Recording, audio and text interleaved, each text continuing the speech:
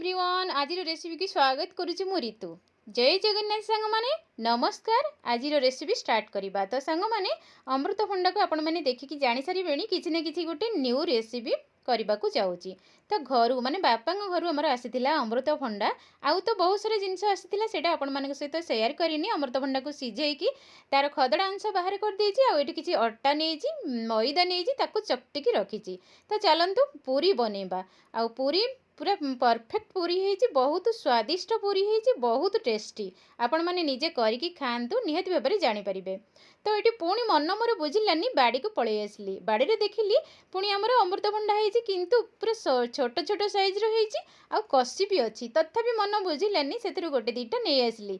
ताकू भी सिझे देकी तार खदड़ा अंश बाहर करदेली। आ अट्टा मैदा टिके गुजराती गोलमरीच छेचिकी ता देहरे पकईदेली। तो कालीर क्षीर किसी बड़ी जाइतिला सेटा कौन है ना छिड़ीगला। छिड़ीगला पर मुझे भाविली किसी पिठा बनईदेवी।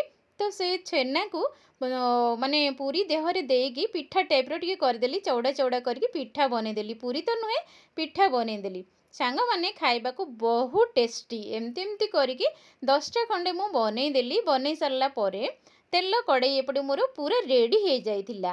तेल जितेबाला गरम हो गला आ मन मोर जमा भी बुझिलानी। ताको गोटे गोटे गोटे गोटे करी बेली सारा पूरा छाणीदेली। आ छाणी सारा शाशुमा को देली। शाशुमा कहले बहुत टेस्टी होइछि किंतु मोर दांत तो नाही मु एते भल से खाई परुनी।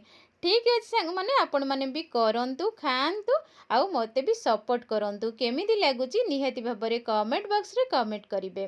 तो सांग मैंने वर्तमान मोर तेल कड़े तो पूरा गरम हो जाइछि। चलंतु वर्तमान छाणी दबा। छाणी सारला परे केते टेस्टी अच्छी निहाती भाव में जना पड़ो। तो मु गोटे गोटे करी सांग मैंने ये मुझे छाणी देछि। आउ मोर प्रस्तुत हो गला आजिर अमृतभंडा पिठा पूरी आपण माने जहाँ भी करके खाई परिबे। तो वीडियोटी केमती लगुच रेसिपी केमिति होइछि निहाती भाव में कमेंट बॉक्स रे कमेंट करिवे। आपण मानकर सुंदर सुंदर मतामत रहिले आगु को मु आउ किछि नुआ नुआ रेसिपी नहीं आसीबी। सांग माने रहूची जय जगन्नाथ। हृदय समस्त बहुत सारा भल पाइबा। Bye bye.